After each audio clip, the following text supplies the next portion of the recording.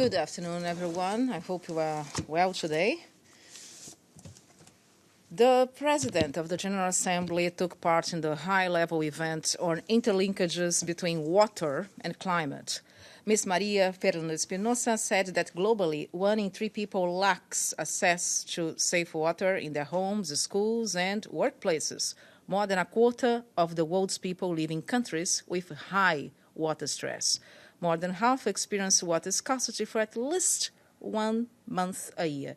She also said that over 2.1 billion people live without safe water at home. The PJ stressed that the poor and the marginalized are disproportionately affected. 80% of people using unsafe water live in rural areas, and over 700 children under 5 die every day from diarrhea linked to unsafe water and poor sanitation. The PJ invited participants to attend the high-level meeting on the protection of the global climate for present and future generations of humankind, which she is convening for tomorrow and Friday here at the United Nations.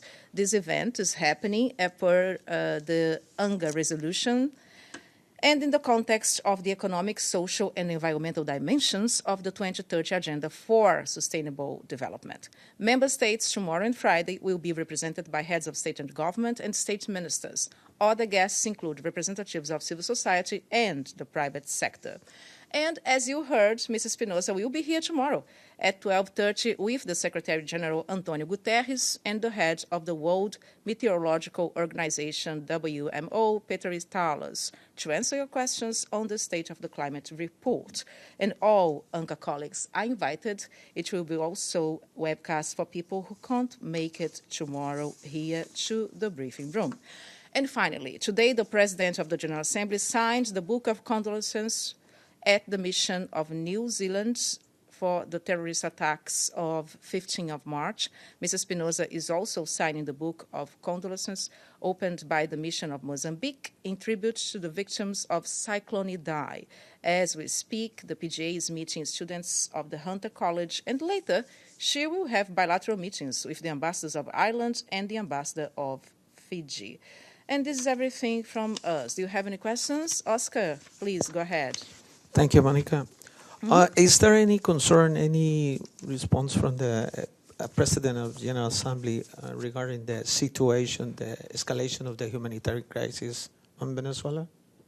Thank you, Oscar, for your question. The PJ is actually deeply concerned about recent developments in Venezuela in regard of the political developments, humanitarian developments.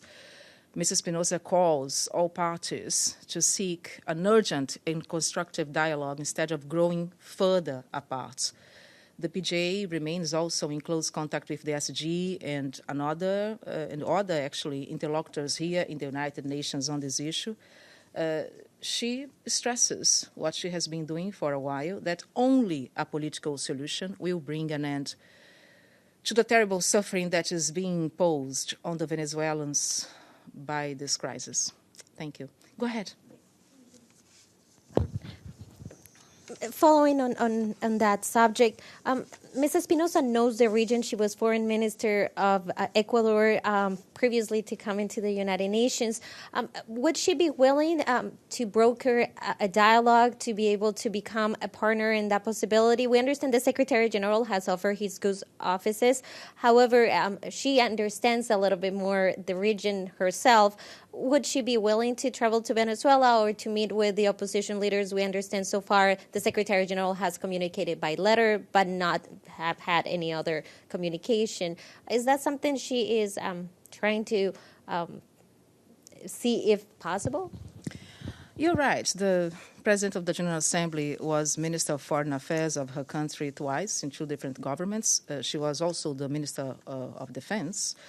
She knows the regions very, very well. She knows the people involved, and she thinks of this situation as a collective effort. That's why she's in close contact with the SG, in close contact with other interlocutors. She has been following this very closely, and she firmly believes that it's now time to, or it's high time, I would say, to engage in a constructive dialogue.